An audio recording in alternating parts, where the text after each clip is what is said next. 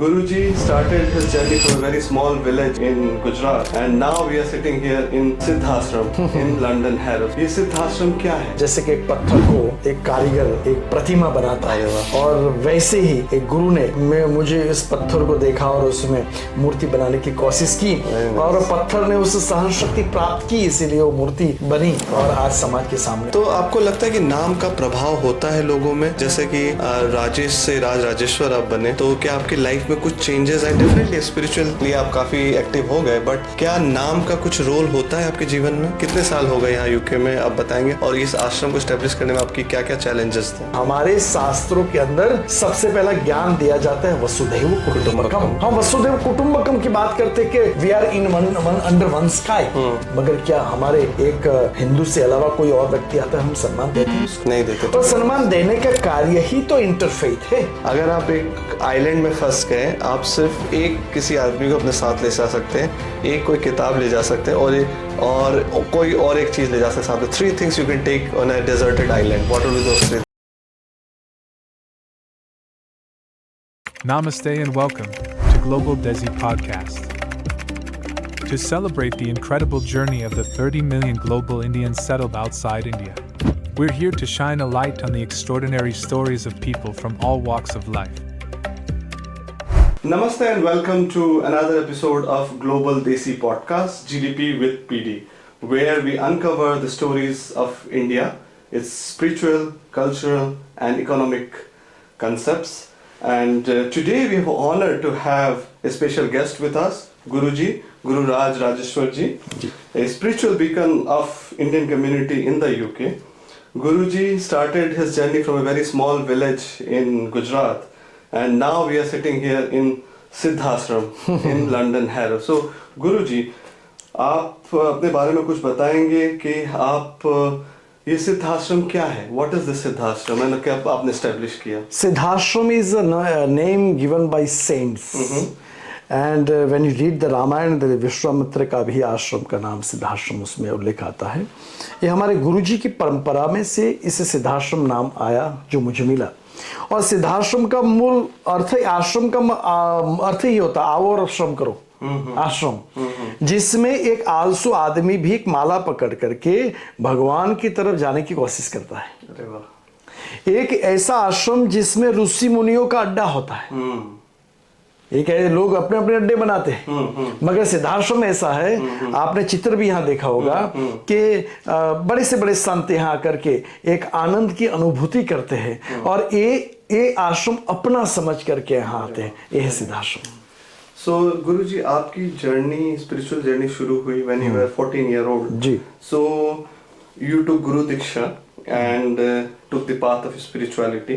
So do you think it was a sudden change in your mindset or do you think it was a gradual slow process into spirituality? मैं तो समझता हूँ कि हर आध्यात्मिक पुरुष के लिए कोई यूनिवर्सिटी नहीं होती, उसके लिए कोई कॉलेज नहीं होती। वो पूर्व जन्म की कोई आत्मा पूर्व जन्म में कुछ बाकी होगा तो इस जन्म में उस आत्मा संत के साथ जुड़ जाती है।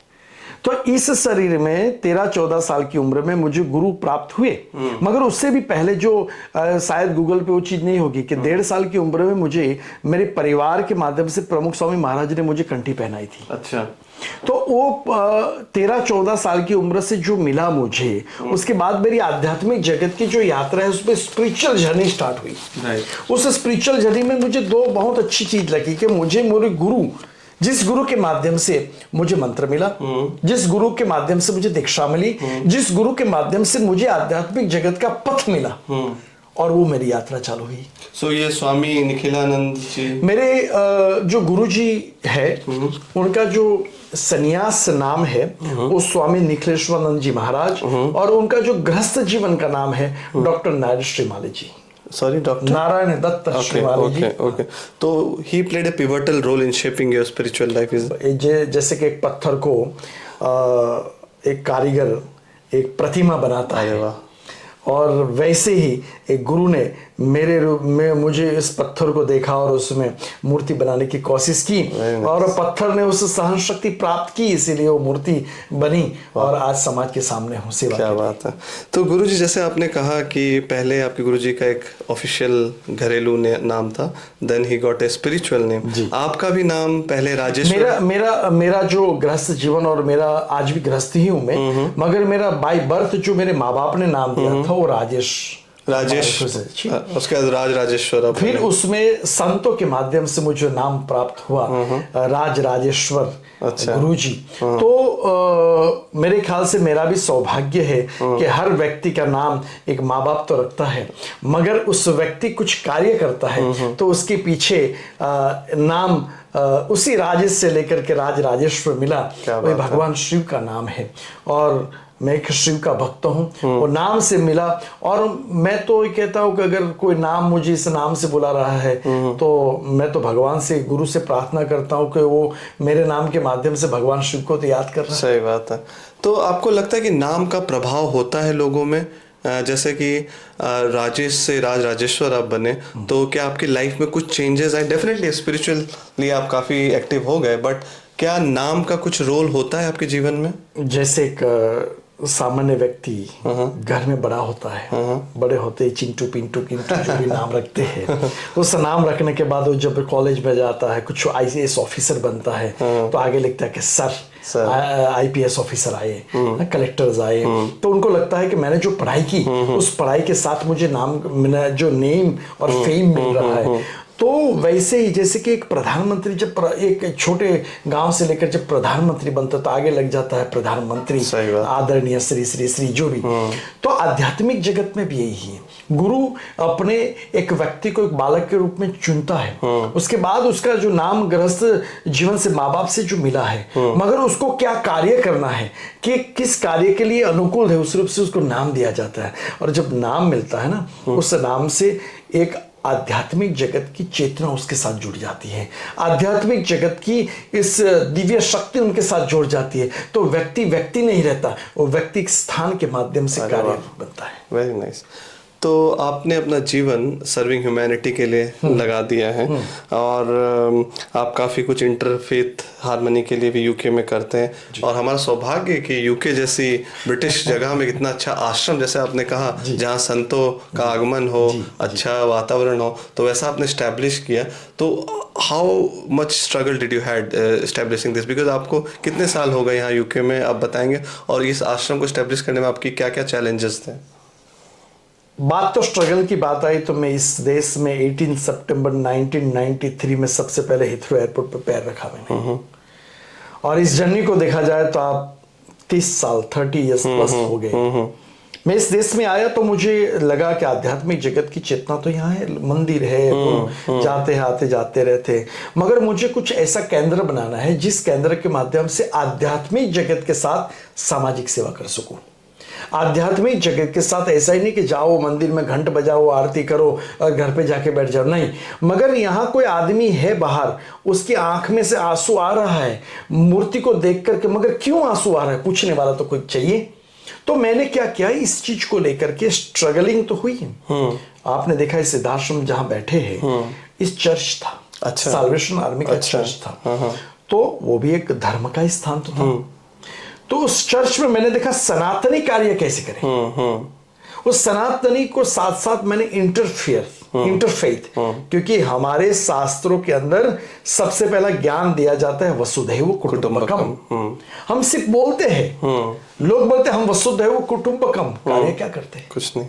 हम वसुधैव कुटुंबकम की बात करते कि we are in under one sky, मगर क्या हमारे एक हिंदू से अलावा कोई और व्यक्ति आता है, हम सम्मान देते हैं उसको? नहीं देते। और सम्मान देने का कार्य ही तो इंटरफेथ है।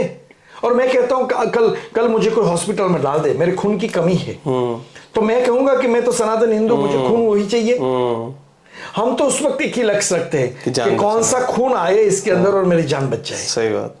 वैसे आध्यात्मिक जगत में सिद्धाश्रम का मूल मकसद यही है कि कोई भी व्यक्ति आए, मानव तो है, उस मानव में मानवता तो है, उस मानव में मानवता के साथ आध्यात्मिक चेतना का बीज अंदर डाल दिया जाए, वही सिद्धाश्रम कार्य कर रहा है। क्या बात है। और उसके अंदर स्ट्रगल, मैं कहता हूं जितने पेड़ बड़े हो जाते हैं उतनी हवा का झोंका उनको झेलना पड़ता है। तो मैं भी मेरे जीवन के अंदर स्ट्रगल तो बहुत आई, और मैं तो कहता हूं मैं तो एक छोटा सा पर्वत से फेंका हुआ पत्थर हूं, जिस पत्थर एक दूसरे को टकराते टकराते जमीन पे आ गया और पत्थर का स्वरूप एक शिवलिंग जैसा बन गया। किसी ने उठा लिया, घर में रख दिया कि शिवलिंग की पूजा करे। ये है जीवन की यात्रा।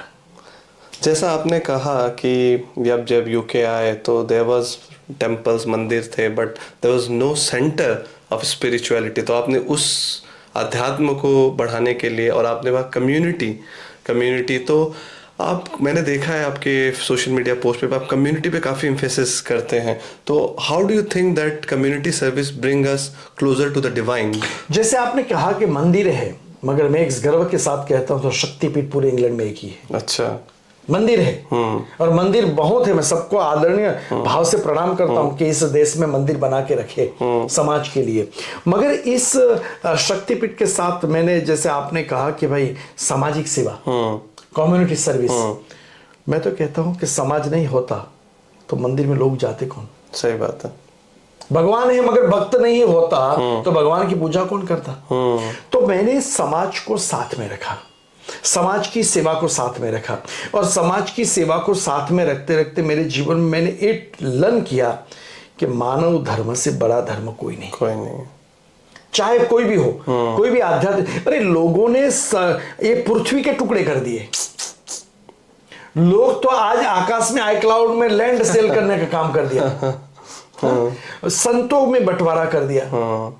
भाई संत और सरिता जल को कहां आप दूर कर पाओगे? जाति पाति का भेदभाव कर दिया। मैंने इसीलिए आध्यात्मिक जगत के साथ सामाजिक कार्य और कम्युनिटी को इसीलिए जोड़ा कि हम सब एक है, सनातनी है, साथ में मिलकर कार्य करो। मैं आपकी माँ को प्यार करूंगा, आप मेरी माँ को प्यार करो। यही कार्य से गाड़ी चल रही है। Very good. तो गुरु जी, जैसा कि मैंने देखा है कि आप दिवाली, होली, शिवरात्रि, बहुत सारे फेस्टिवल करते हैं, और आपके यहाँ सिर्फ मैंने देखा है इंडियंस नहीं आते हैं।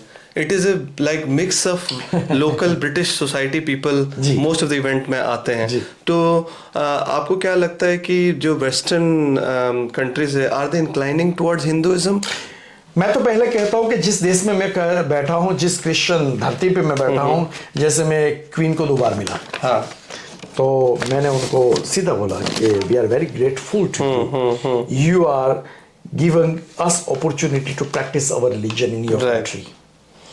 मेरे हर कार्यक्रम में आप देखोगे होम ऑफिस, पुलिस, आर्मी, सब लोगों के सिविल ऑफिसर्स आते जाते रहते। क्यों? इसीलिए नहीं कि हमारे धर्म बहुत बड़ा महान है। हमने उनको अपॉर्चुनिटी दी कि आप देखो हम क्या कर रहे हैं। हम डाइवर्ट नहीं, हमारा सनातन डाइवर्ट नहीं करता है, हमारा सनातन इंट्रोडक्शन देता है कि आप आइए, हम आपका हार्दिक स्वागत करते हैं। और मुझे इतनी अच्छी बातें लगती है उनके पास कि वो अपने धर्म में आरती भी करते हैं, तिलक भी लगाते हैं, शॉल भी पहनते हैं, और रिस्पेक्ट के साथ उस देवी देवता को प्रणाम भी करते हैं। ये हमें भी सीखना चाहिए कि हम किसी के और के वहां जाइए तो वहां भी उसको प्रणाम करें, और इसीलिए मैं सबको इनवाइट करता हूँ। नहीं, बहुत अच्छी बात है। हम भी आपसे प्रेरणा लेके कोशिश करते हैं। स्कॉटलैंड में भी हमने बहुत सारे ऐसे प्रोग्राम किए जहां हम आर्मी, पुलिस, लोकल पॉलिटिशियंस, इनको भी इनवाइट करते हैं। आपसे ही प्रेरणा लेके कर रहे हैं। लेकिन आपको क्या लगता है, मुझे मतलब मेरी अंडरस्टैंडिंग है कि बिकॉज आपने जैसा बोला कि Hinduism is very inclusive religion है ना, हम किसी में भेदभाव नहीं करते, और हम बाय डिफॉल्ट इंटरफेथ है, वासुदेव कुटुंबकम, हम सबको, अल्दो प्रैक्टिकली हम बहुत लोग नहीं प्रैक्टिस करते हैं, लेकिन हमारा धर्म बहुत इंक्लूसिव है। तो आपको क्या लगता है कि मॉडर्न जो सोसाइटी है उसके साथ हमारे ये धर्म का फ्यूचर कैसे एस्टैब्लिश हो सकता है, और क्या फ्यूचर आप देखते हैं हिंदुइज्म का इन ब्रिटिश सोसाइटी? कोविड के बाद अगर मैं कहूँ तो हर व्यक्ति को पता चला कि कोविड ने सारे संसार के मंदिर बंद करवा दिए। भगवान और कोविड के बीच में वार्तालाप हुई। इंटरेस्टिंग। तो कोविड ने कहा है प्रभु आपकी कोई ताकत नहीं है। तो ये प्रभु ने कहा क्यों? बोलता देखो मेरी ताकत मैंने पूरे विश्व के मंदिर को मैंने बंद करवा दिया। तो प्रभु हंस के बोलते ठीक है, तूने विश्व के मंदिर बंद करवा दिए ना, मगर मेरी लीला ऐसी है कि मैंने घर घर में मंदिर चालू करवा दिए। ठीक है, तो आप देखो कोविड के बाद यूथ, उसने वो देखा कि हजारों करोड़ों लाशें पड़ रही हैं, उसने देखा कि दवा भी काम नहीं कर रही है, यूथ के अंदर एक चेतना आ गई। आज यूथ हनुमान चालीसा से जोड़ रहा है, आज यूथ ओम नमः शिवाय मंत्र से जोड़ रहा है, आज यूथ प्रेयर से जोड़ रहा है, क्योंकि यूथ को पता है कि आज प्रेयर में जितनी प्रार्थना है वो शायद दवा में नहीं है। और इसीलिए शास्त्रों में बताया दवा और दुआ दोनों करो, कि दुआ से दवा काम आएगी। तो ये चीज तो ब्रिटिश हिंदूज हैं या हिंदू डायस्पोरा, उनमें जो यंगस्टर स्पेशली टीनेज है वो थोड़ा सा अपने धर्म से दूर भागने लगते हैं, तो उनके लिए अब क्या मैसेज, उन पेरेंट्स के लिए क्या मैसेज है? मैं उस पेरेंट्स के लिए इतना ही मैसेज दूंगा कि आप कितना भी बड़े बन जाओ, आपके पास करोड़ों पाउंड आ जाए, अंत में तो आपको स्मशान में जाना पड़ेगा। Death is the ultimate truth, death is the real truth. और वहां तो जाना पड़ेगा, तो उसकी पहचान पहले से बना लो भगवान से। आप ये माँ बाप को भी संदेश देता हूँ, बच्चों को भी संदेश देता हूँ कि लोन लेने जाओगे तो मैनेजर के हाथ पकड़ोगे, मैनेजर आपको जानता नहीं है और लोन रिफ्यूज कर देगा। वैसे ही उस स्मशान में जाने से पहले भगवान से रिलेशन बना दो। कम से कम उस वक्त तो उनको याद है कि उसने मेरी पूजा की थी, उसने मेरा जाप किया था, उसने मेरा फास्टिंग किया था, उसने मुझे याद किया था। और याद करोगे तो उस वक्त वो आपको याद करके आपको वेलकम करेंगे। Very nice. तो गुरुजी, आपने बड़े बड़े संतों को, स्पिरिचुअल लीडर्स को सिद्धाश्रम और यूके में होस्ट किया है। I have seen you hosted Baba Ramdev ji, Shri Shri Ravishankar ji, और रिसेंटली एक बहुत ही बड़ा प्रोग्राम आपने बागेश्वर धाम धीरेन्द्र शास्त्री जी के साथ भी किया। तो इतने संतों के बीच रहना एक बहुत बड़ी बात है। और आप अभी शायद कुंभ में भी गए थे, तो वहाँ भी काफी संतों के साथ आपका स्वागत हुआ, मैंने देखा। तो what are some of the key and most powerful lessons have you learned from these spiritual gurus? सबसे पहले मैंने परम पूज्य योग ऋषि स्वामी रामदेव जी से बहुत अच्छी चीज सीखी। उन्होंने कहा, गुरुजी हम समाज में बैठते हैं तो समाज को देखते हैं, समाज हमें देखता है, मगर उससे पहले ये 2-3 कैमरे के सामने जब बैठते हैं ना, तो करोड़ों लोग हमें देखते हैं, करोड़ों लोग हमें सुनते हैं। तो पहले मीडिया का पावर भी उपयोग किया करो। सही बात है। धर्म को बढ़ाने के लिए, धर्म को बढ़ाने के, ज्ञान को बढ़ाने के लिए विज्ञान का उपयोग किया करो। सही बात। सबसे अच्छी चीज सीखी। दूसरी बात, मैंने कभी जब संतों के साथ बैठता हूँ, वरिष्ठ संतों के साथ, आचार्यों के साथ, जैसे परम पूज्य अवधेशानंद जी महाराज, पर आदरणीय कैलाशानंद जी महाराज, ऐसे बड़े बड़े संतों के साथ बैठता हूँ, तो एक ही चीज मैं उनसे सीखता हूँ, हम्बलनेस, डाउन टू अर्थ। ज्ञान जो है, ज्ञान गंभीरता देता है, ज्ञान घमंड नहीं देता। तो वो चीज मैंने सीखी, आज भी सीखता हूँ। जैसे हमारे भ्राताश्री, हमारे बागेश्वर सरकार आजकल पूरे विश्व के अंदर छाए हुए हैं, और खुद छाए हुई मूर्ति है। और उसमें भी एक बहुत अच्छी चीज है, समाज के लिए रात दिन मेहनत करते हैं, समाज को कुछ देने की अपने शक्ति के माध्यम से, सहजता से, ज्ञान के माध्यम से, कथा के माध्यम से, देश विदेशों में जाकर के जो संदेश दे रहे हैं, उनसे भी मैंने सीखा कि कोई भी परिस्थिति है, हंसते रहो। कोई भी परिस्थिति है, उसमें हम, कोई चाहे हमारा दुश्मन है, मगर उनको भी भावना दो। तो ये स्थिति उनके माध्यम से सीखी संतों के। और सबसे अच्छी चीज मेरे गुरु के पास सीखी कि बेटा, जीवन में सरलता और साधना करते रहना, सरलता प्राप्त करो, साधना करते रहो, जीवन में सब कुछ प्राप्त करोगे। सो ये बागेश्वर धाम जी का आपने एक बहुत बड़ा इवेंट भी यूके में शायद किया था, तो कितने लोग आए थे उसमें? अब बहुत मैंने सुना है, जब मैं आ नहीं पाया था, बट बागेश्वर सरकार का सबसे पहला विदेश की यात्रा ही सिद्धाश्रम ने करवाई। अच्छा। तो जब पहले आए थे तो 400-500 लोग, दूसरी बार आए थे तो लेस्टर में हजारों लोग। हाँ, मैंने सुना था कि लोगों को जगह नहीं थी, पूरा जगह नहीं थी, पुलिस फोर्स पूरा सहयोग किया। तो अभी तो उनको और बुलाएंगे तो और हजारों लोग आएंगे, डेफिनेटली, क्योंकि उसमें दो चीज है, लोग किसी से भी जुड़ते हैं ना, तो पब्लिक और पानी, जहां कुछ मिलता है तो वहां हो जाते हैं। तो लोग आते हैं पहले तो कुछ बहुती मिल जाए, हमारा कार्य हो जाए, कुछ हमारा पर्चा लग जाए, फिर तो कथा सुनना, और तो किसी भी न किसी भी माध्यम से सनातन से जोड़ने का कार्य हमारे बागेश्वर सरकार कर रहे हैं। तो आते हैं तो लोगों की तो भीड़ तो रहती है। उनकी कोट बड़ी अच्छी लगती है मुझे, वो कहते हैं जो नहीं मिला उस, मुझे एग्जैक्टली याद नहीं, लेकिन बहुत ही अच्छा एक कोट वो बोलते हैं, जो मिला उसमें खुश रहो वो पर्याप्त है। वो आई थिंक बड़ा वायरल और मेरे लाइफ की फिलोसफी अभी रिसेंटली बन गई है कि काफ़ी अच्छा बोलते हैं कि हमेशा हमें लगता है भागते रहो आगे पाने के लिए, हाँ, पुरुषार्थ करते रहो, प्रारब्ध में लिखा है वो तो प्राप्त होगा, मगर पुरुषार्थ कर रहे हो, करते रहो तो प्रभु और कुछ देगा। और उनका भी कई बार बागेश्वर धाम जी कंट्रोवर्सी में भी रहते हैं, तो आपको क्या लगता है कि जो लोग उनसे चलते हैं या इन्फीरियरिटी है उनको वो लोग क्रिएट करते हैं, या फिर कुछ और प्रॉब्लम, आपको क्या लगता है क्यों बागेश्वर धाम जी में दो वाइड है, एक तो लोग उनको बहुत प्यार करते हैं और एक कुछ लोग उनसे बहुत कंट्रोवर्सी में उनको लाते हैं, तो ये दो फेस क्यों? जिनकी स्तुति होती है उनकी निंदा भी होती है। राम जी भी नहीं बचे निंदा से। कोई बचा ही नहीं, कोई बचा नहीं। तो मैं तो ये देखता हूँ कि देखो उनमें प्रॉब्लम है, जो आपने प्रश्न किया उनके में सबसे बड़ा प्रॉब्लम है कि सनातन के लिए कार्य करना है, वो सबसे बड़ा प्रॉब्लम है।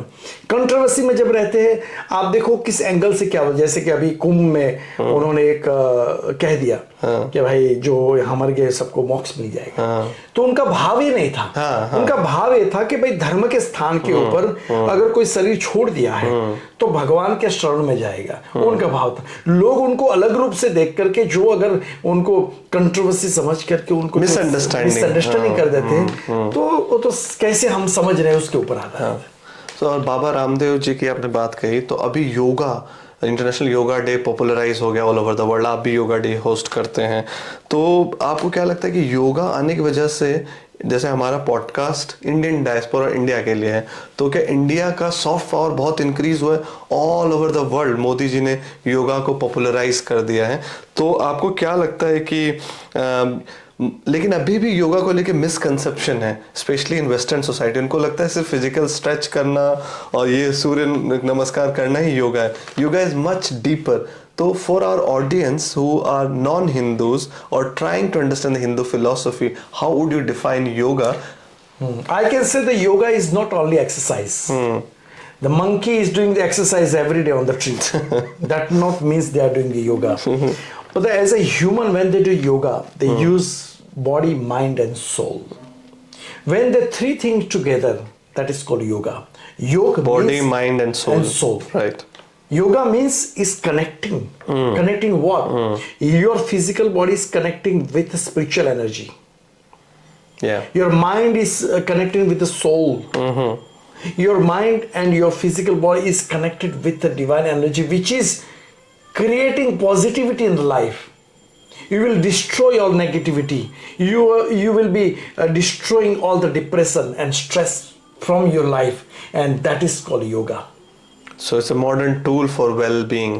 Yes, for the mental health. Right. Is so important to do yoga as a pranayam, as a physical exercise. Right. Because when you do the physical exercise, it's connected with your mind. Right.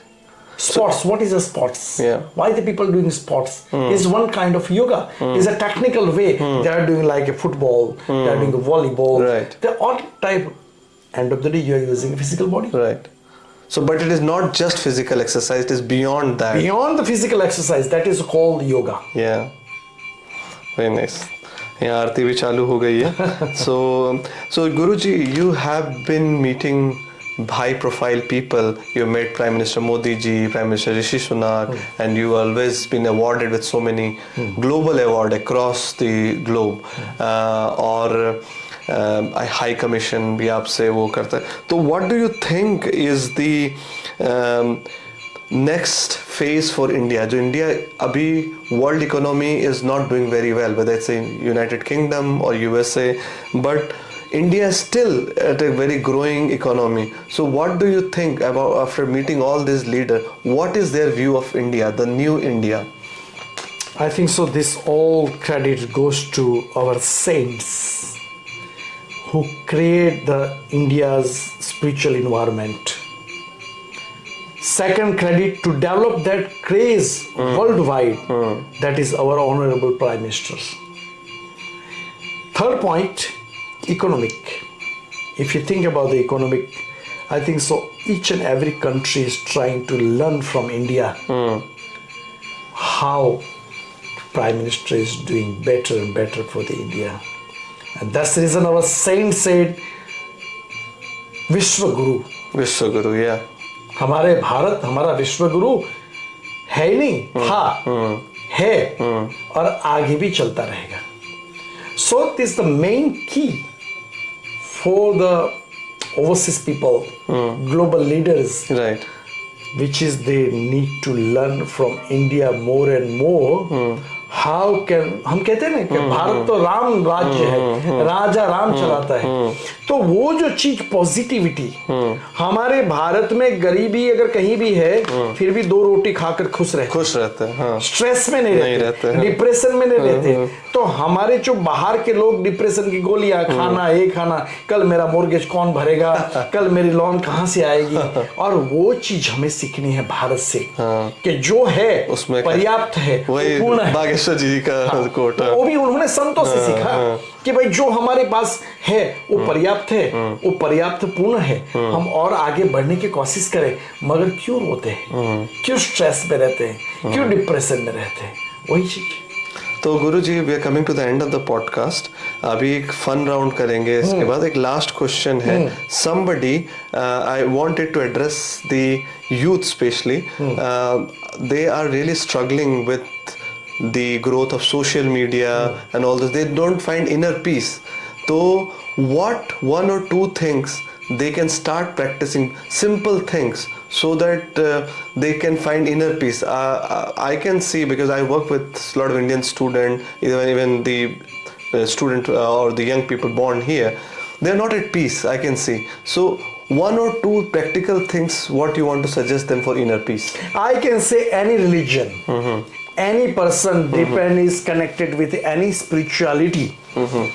I can say wherever you go, a part of the world, try to do meditation. Meditation, okay. And meditation is key. Not that means you close your eye and just chanting the mantra. No, try to learn environment. Try to learn the voice of the nature. Right. The voice of the waters. Right. Second thing, you can chant the mantra if you have given by Guru. Right. Do not leave that. कोई भी परिस्थिति में, however you are, whatever you are, doesn't matter you are sad or you are happy. Every day, practice the mantras chanting. Okay. And is there a particular mantra or? I can say you don't know anything, that you chant the Hanuman Chalisa. Right. Or Om Namah Shivaya. Om Namah Shivaya. Because the Namah Shivaya mantra, Lord Shiva, they destroy all the negativity. Bhagwan Shiva is a destroyer. Now what is a destroyer? Destroyer for what? Negativity. Right. They give you the positivity in your life. So 2 things, meditation and chanting the mantras. Thank you Guruji. So अब एक थोड़ा सा fun round करते हैं. आपको सिर्फ 10 second मिलेगा, ज़्यादा सोचिएगा नहीं. सो एक भगवान जी, आपके फेवरेट भगवान जी कौन है? भगवान शिव. ओके. और अगर आप एक आइलैंड में फंस गए, आप सिर्फ एक किसी आदमी को अपने साथ ले जा सकते हैं, एक कोई किताब ले जा सकते हैं, और कोई और एक चीज ले जा सकते हैं. 3 things you can take on a deserted island. What would be those 3 things? पहले तो मेरे गुरु जी की चित्र ले जाऊंगा. अच्छा. तो गुरु मेरे साथ रहे. दूसरी मेरी माला ले जाऊंगा. अच्छा. जिसके माध्यम से मुझे आध्यात्मिक चेतना ज्यादा रखे. और तीसरा, मेरा मन शुद्ध रखूंगा. अरे वाह, अपने पवित्र मन को ले जाए. पवित्र मन को ले जाए, जिसके माध्यम से मुझे कोई बुरी चीज करने का कोई विचार नहीं आए. ये 3 चीज मेरे साथ रहेगी. और what is the most awkward misconception you've heard about Hinduism? लोगों को, जो आप काफ़ी ब्रिटिश लोगों के साथ रहते हैं, बट उनको चीज़ें इग्नोरेंस की वजह से नहीं पता होती, तो कौन सी ऐसी कोई चीज़ जो आपको बहुत फनी लगी हो या ऑकवर्ड लगी हो कि लोगों को गलत पता है हिंदुज़म के बारे में? मेरे ख्याल से हिंदुज़म में अगर एक चीज़ लगे तो भगवान शिव का शिवलिंगम. हाँ. अच्छा. ठीक है, शिवलिंग तो क्या है? शिवलिंग को ये समझते हैं कि भगवान श्री ये तो हमारे प्राइवेट पार्ट है, उसके ऊपर आप पानी चला Palace, okay. ठीक है। तो जो कई बार, अरे वेस्टर्न को तो छोड़ो, हमारे कई बार हिंदू को नहीं पता होता। हाँ, ठीक है, तो शिवलिंग क्या है, बता शिवलिंग को ऐसे फनी सोचते, अरे या तो ये तो प्राइवेट लिंगम है, ठीक है, मगर इस सृष्टि के रचयिता वो लिंगम, पूरी सृष्टि एक ही पिंड में आ जाती है, वही शिवलिंग है, वो लोग फनी रूप से करते। तो उसको लोगों को नहीं पता है शिवलिंग। और अगर आपको पूरे जीवन एक ही खाना खाना पड़े तो वो क्या होगा गुरुजी? वाह, सबसे बड़ा, अगर मुझे एक ही खाना खाना पड़े तो मैं वेजिटेबल्स खाऊंगा। Thank you so much Guruji, Rajeshwar ji. It's been truly inspiring and eye-opener, your insight from interfaith harmony to India becoming a powerful country, to your personal spiritual journey, जो struggles आपने किए in also preserving the Indian culture and community service you are doing, the fantastic job you are doing. I can see you can take British Hindu and even the other community way forward in UK. So if you found this episode valuable, I would really encourage you to share, like, and share with us what is the biggest lesson you have asked, you have found from Guruji. And I will get, because of time constraint, आज छोटा interview है, गुरुजी को मैं Scotland बुलाऊंगा and we will take a longer interview. Thank you so much for your time, Guruji. नमस्कार। नमस्कार। ठीक था? वाह, बहुत अच्छा रहा।